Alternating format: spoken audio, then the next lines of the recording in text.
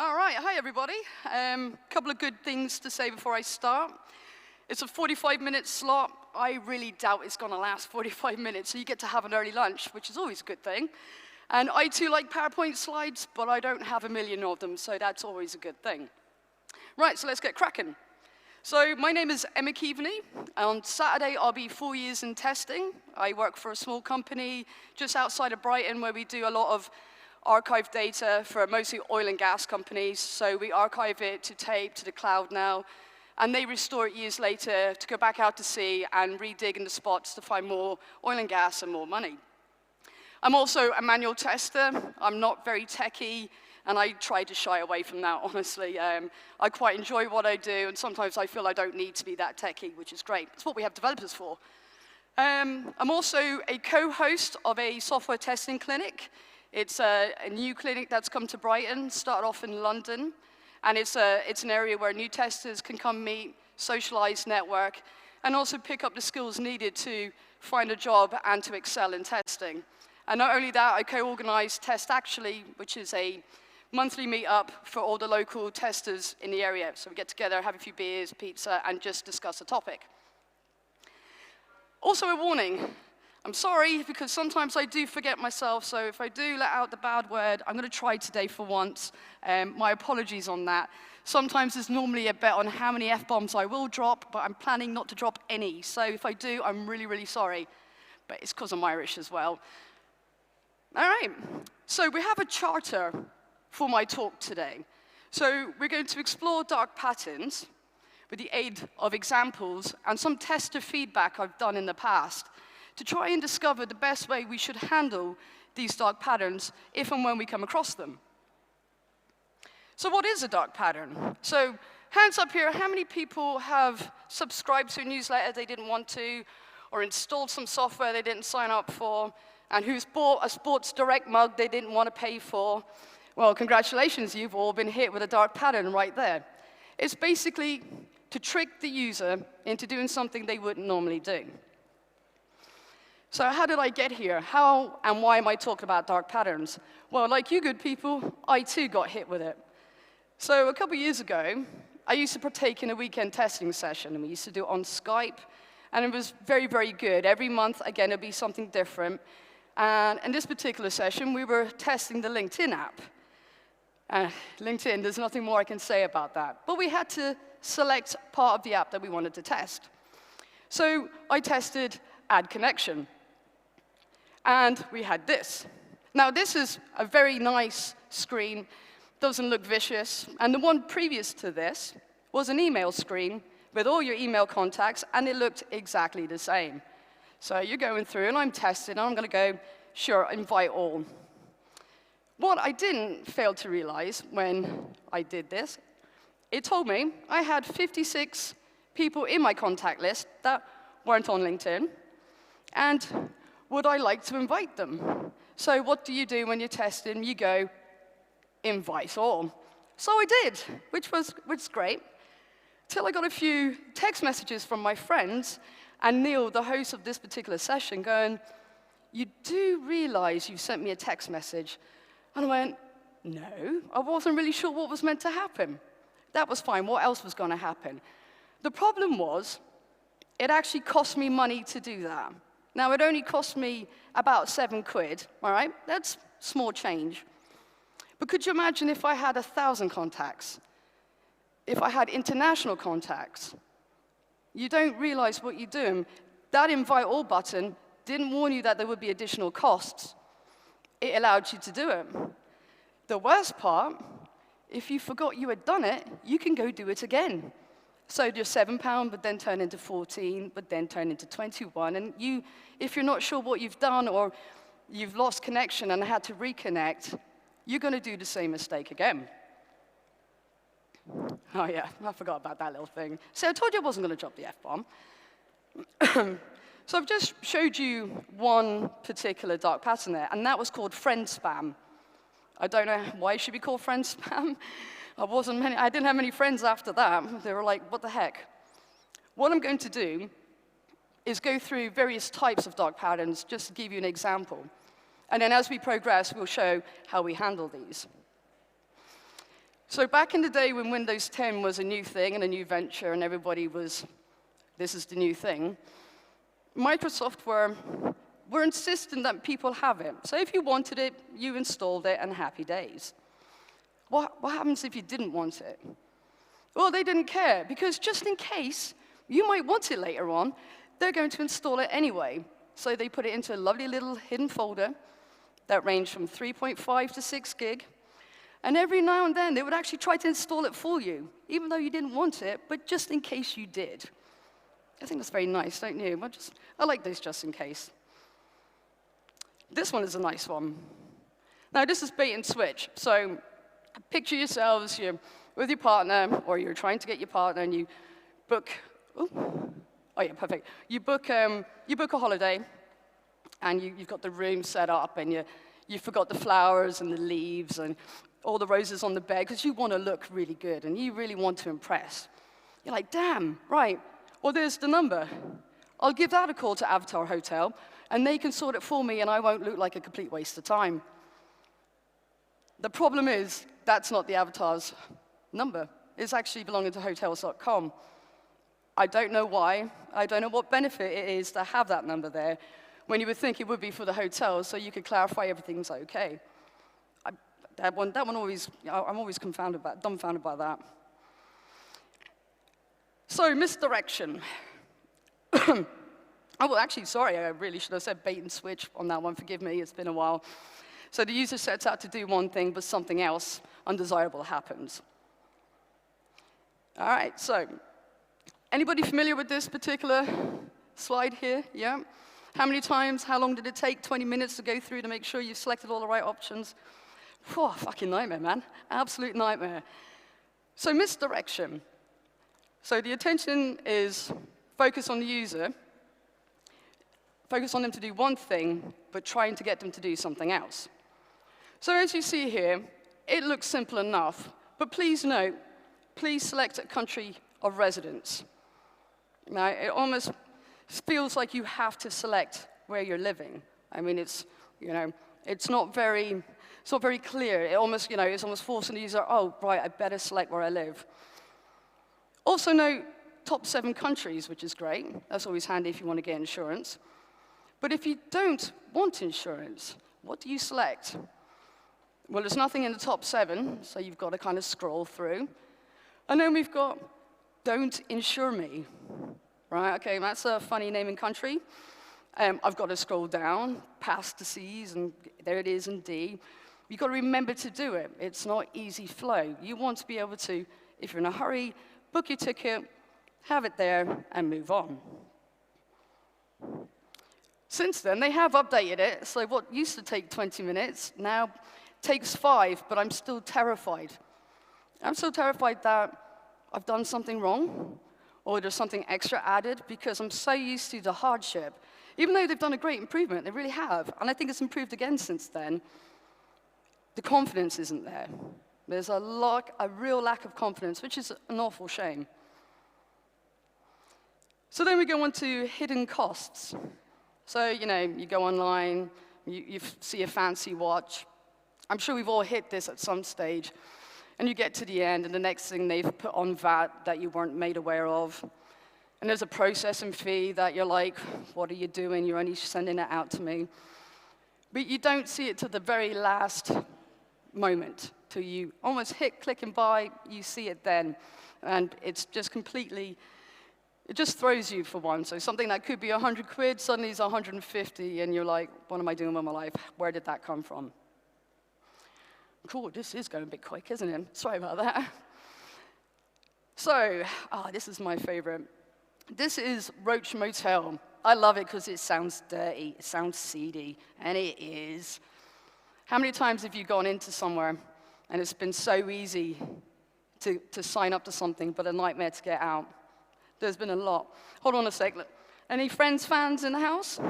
No? Okay, all right. I don't know if I can just hit play here. Oh, no, I can't.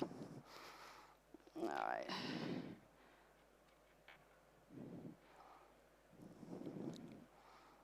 There's no sound. Now remember what we talked about. You gotta be strong. Yes. Yes. Now, one more time. Hey, don't you want a washboard stomach and rock-hard pecs? No, I want a flabby gut and saggy man breasts. Good, that's good. Okay.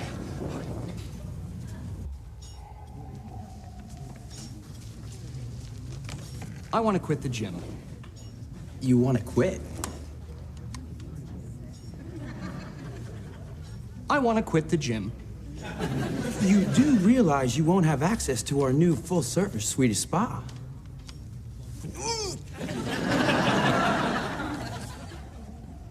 I want to quit the gym. Okay.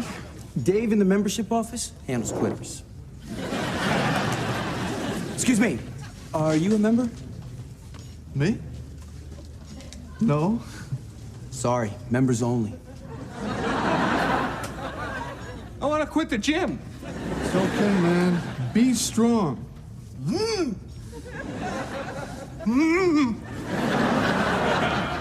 So, are you a member of any gym? No, and I'm not going to be, so you can save your little speech. Okay, no problem.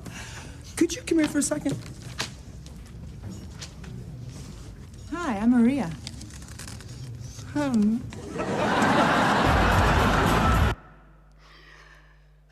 I think that summed that up pretty well. Sorry about the eye candy, but most of us probably didn't mind that. So in this particular episode, you saw how easy it was to get signed up to the gym. And I'm sure there would have been a good-looking guy there if it was vice versa, so I just throw that out there. As this episode carries on, they don't quit the gym. They don't. It's just too difficult. Ross is caught in it. So they try to quit the bank. They go in and they set up with the manager.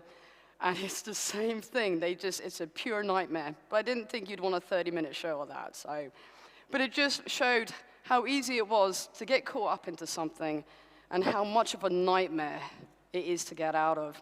And when we're looking at people using our services and what we're having to offer, it shouldn't be a nightmare for people. People should be able to have a nice user flow. And I think that gets lost quite a lot of the time.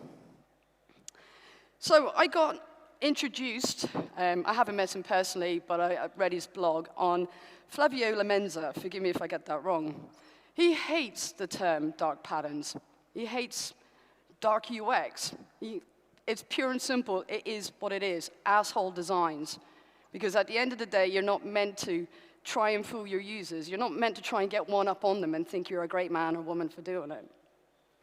And he shows another couple of examples, which are quite good, and I hate saying it, but quite ingenious. It really is. I mean, the thought that goes into these damn things is incredible and scary. But you can see here with the trainers, it looks like there's a piece of hair on your phone. So what are you automatically going to do? Oh, I'll get rid of it. Oh, shit, I've just scrolled up, and now you're on to a web page. Now I suppose I better buy shoes or do something that you wouldn't normally want to do. And it's the same for the one below. Now, this is just like a buy and sell. It's like a trade or a meetup magazine. But just notice the speck of dust. Again, if some people are pretty anal about their phones, and if they've got a bit of dirt on it, a bit of scratch, trying to rub it off, in doing that, you then get directed to that website. You then go down a different path that you didn't want to do. You were just cleaning your phone. Bloody ingenious, though. So I've talked and shown about dark patterns. I've shown some examples. Every day they are growing. And some of the examples I've used they're still old. I mean, I used this a couple of years ago, but they're still very relevant to today. It doesn't matter the company, the design is still the same, and people who do them are still doing them. But there's also anti-patterns.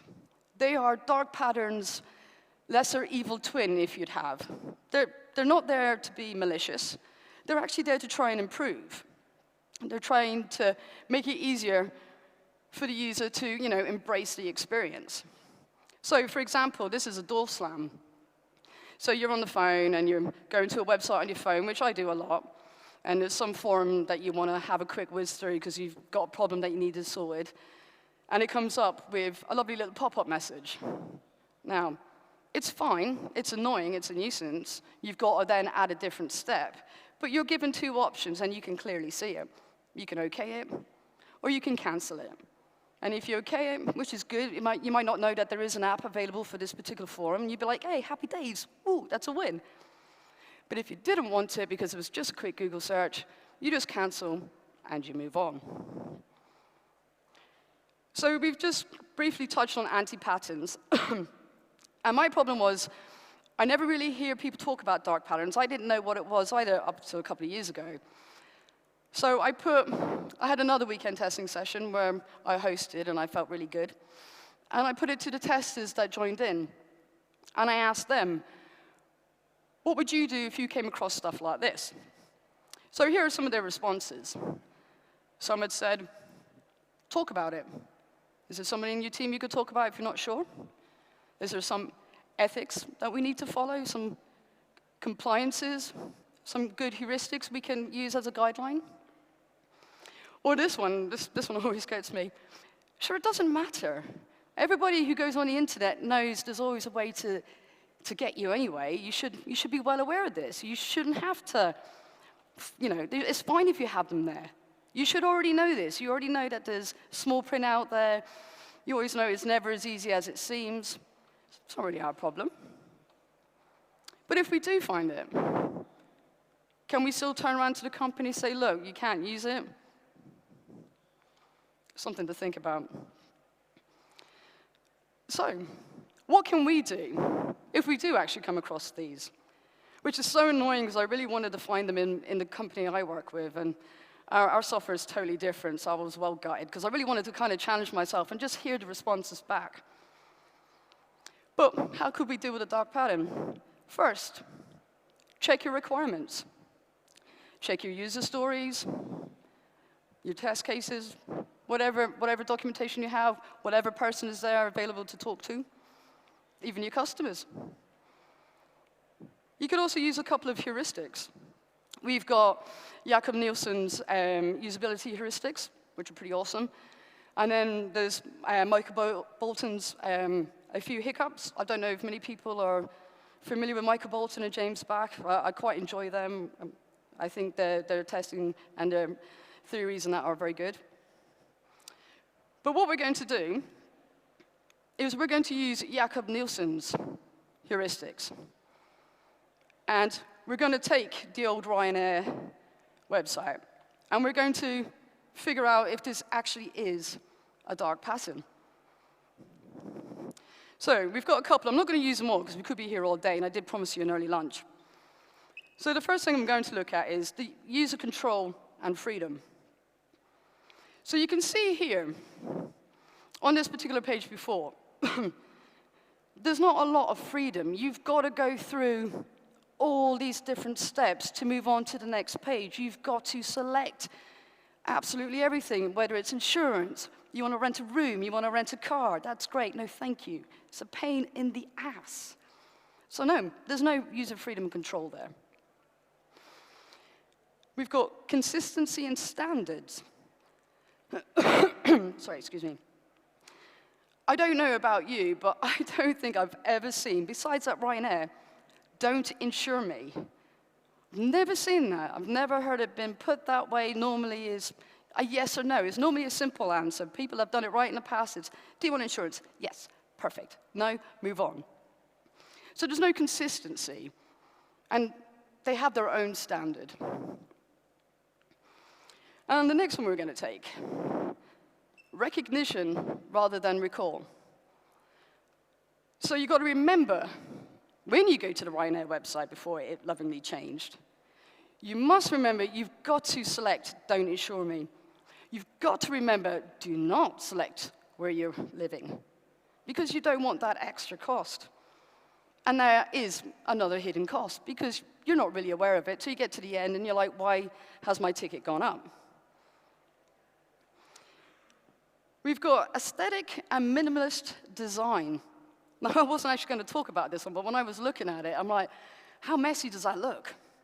I mean, it's horrible. I mean, that's just a screenshot of one part of the page. But there's so much there. And I know they're trying to do a good thing and giving everybody the options they want so that when they finally get to the destination, they don't have to worry about transport. They don't have to worry about where they're going to stay. But a lot of people have that already done prior to booking a ticket. It just looks nasty, it looks noisy. And then the last one, help users recognize, diagnose, and recover from errors. Back to this again. So the problem here is, if you didn't select anything for the please select a country of residence, it wouldn't let you know. There was kind of no validation until you went to go to the next page. And then what it did, it jumped to the top of the page. So you're like, all this noise, I've missed something. It didn't say what I've missed. It didn't highlight it, so you've got to read through it all again. How fucking annoying is that? I mean, it's just a ticket. I'm not getting a bloody mortgage. I just want to go home, like, you know. So frustrating, can you tell? Because, you know, it's ridiculous. So we've used about 4 or 5 of those heuristics. And I think that pretty much sums up that it would be a dark pattern, that it would be worthwhile to talk about with somebody important like your product owner, the team. We've also got code of ethics. I always like the code of ethics, because clearly ethics were probably just put to the side when they were designing the Ryanair. And I really feel bad, because I keep picking on Ryanair. They really have improved. But just, you know, the thought process and not caring. There's always three different types of ethics you could use. But what I like is your emotions. You've already heard how frustrated I am just going through that. If you're testing a website or a service or whatever it is you lovely people do, how does it make you feel? I mean, are you frustrated? Should it be easy? You're like, oh, I've got to do it again. I mean, is it simple? Your emotions, a lot of people, you know, they try to laugh them off. Oh, it's just, you know, that time of the month. Or are you having a bad day? No, there's a reason you're feeling like that, because it's shit. Something's just not working. Why? Why is it like this? I can only imagine the rest of the world who uses having the same thing. And then last, personal integrity. You as a tester, or you as a development team, as a whole, you're a whole team. Would you be happy to put something out like that? Would you be happy knowing that your users are, you know, really struggling just to do a simple act? I know I wouldn't be. I'd be very disappointed myself and the company for allowing that to happen. So I've just gone through dark patterns and how shit they are and, you know, all of this good and bad stuff. But there are pros. There definitely are pros. If you're coming from a business point of view, of course there are pros. You're making excess money that you know, you didn't think you were going to, which is always handy. You're getting more people signing up to your website, your newsletter, more data that you can sell on to other people, but you haven't really, but you have. But there is a really good pro, and I've found it very difficult to find anything else to really match this, and I think it's so, so important. So behind me is a chart from 2003, and it's the opt-in, opt-out for organ donation. And you can see there's a massive difference between the left and the right, your left. So on the right here, these are all countries that have an opt-out clause on their organ donation. So the default is, yes, I'm an organ donor. If I don't want to be, I have to go through the steps to not become one. On the left, you have to, yes, I want to be an organ donor, I have to opt into it. It's horrible, it's not a default. I mean, I remember when I was trying to do it myself, I'm a donor in both England and Ireland, and it was no default. You would default out, like, yeah, when you die, that's it, your body's gone. But you could be saving a life. And the steps, and you have to remember, you've got to fill out a form, then you've got to get somebody to witness it, and then you've got to carry it on you, and it's, it's a lot of hassle for something so important, I feel. But I really thought that was fantastic. And clearly you can see the huge numbers of how many people have been saved because of it. So just go back to the charter. We explored dark patterns. We got some tester feedback. And we'll hopefully have an idea of how we're going to handle these if and when we should ever come across them. So my lovely little takeaways. How are we doing on time? Oh yeah, that's not too bad. Communication is key. I can't emphasize that enough, and I hear it all the time. If you're not sure about something, please don't be afraid to ask. If you're afraid to ask and question it, there's something not right there. We should always be able to question what we're doing.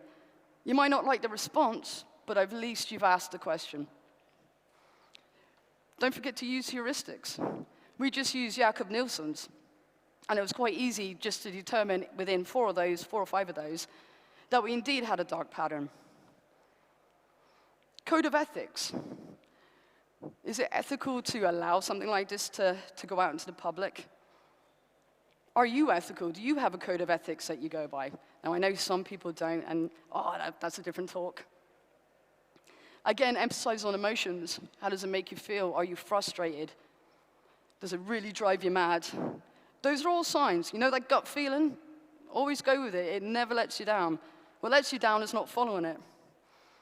And then, personal integrity. Believe in what is right. Your values.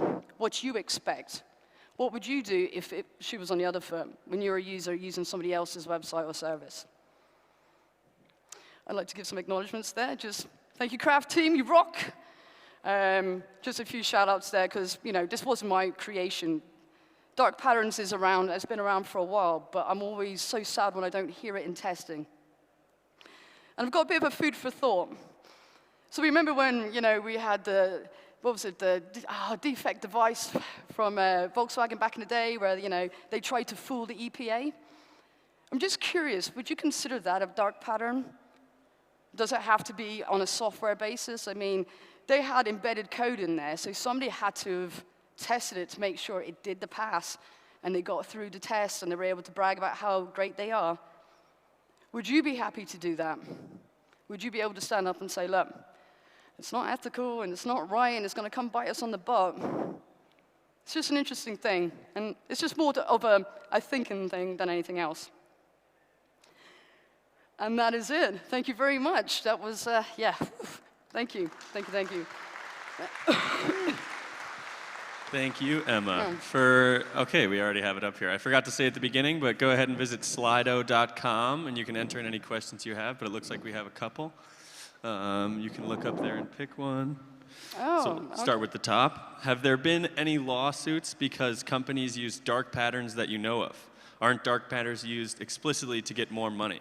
Oh, that's a fantastic question. Yeah, it's a nice one. I love it. No, I haven't heard of any lawsuit because it's actually legal. They're not breaking any laws. They can fool the customer till the sun goes down, but unfortunately, it's still up to us when we say yes or try to buy something. We still need to look through and make sure we've selected the right boxes, and we're happy that there's some hidden costs there. They're really not breaking any laws. And explicitly to get more money, I suppose. I mean, it's what the business wants. I mean, if you're not good, well, if you're good and not good at business, if you're not ethically good at business, yes, of course. Sports Direct did it for ages. How many of you got the Sports Direct cup? Cost you £1, because it was already pre-checked that when you buy a pair of trainers, you're going to get the cup anyway if you don't deselect it.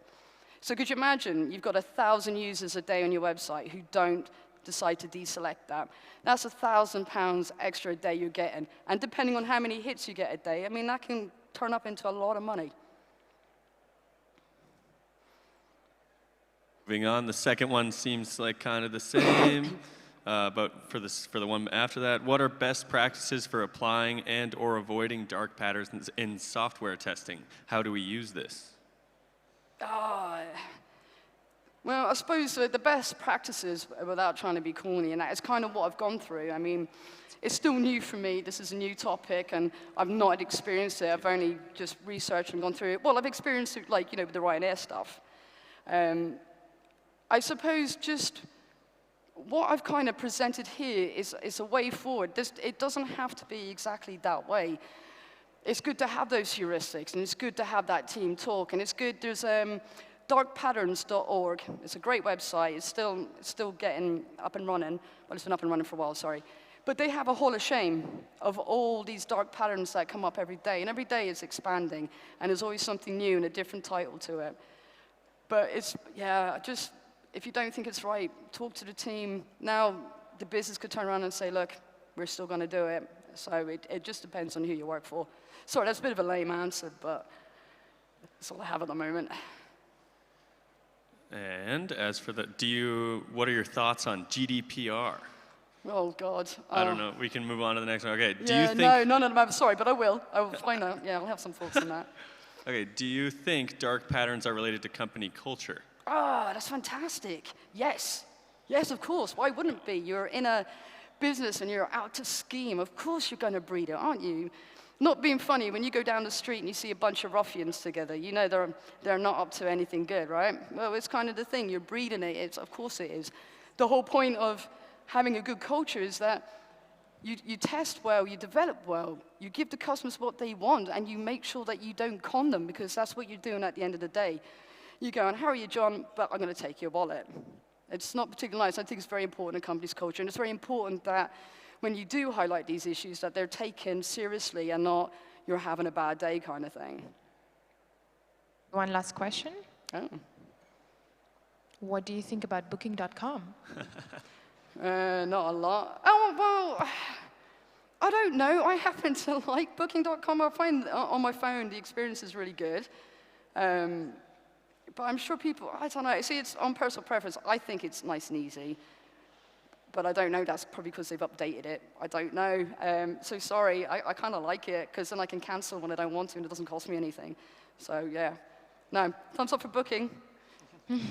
Thank you so much. Those of you who paid attention, how many F-bombs did Emma drop? 1. It was 3. I paid more attention. Yeah. Thank you so much, Emma. Thank you. Thank you. Give a This warm was hand, actually please. pretty awesome. Thank you. Woo. Excellent.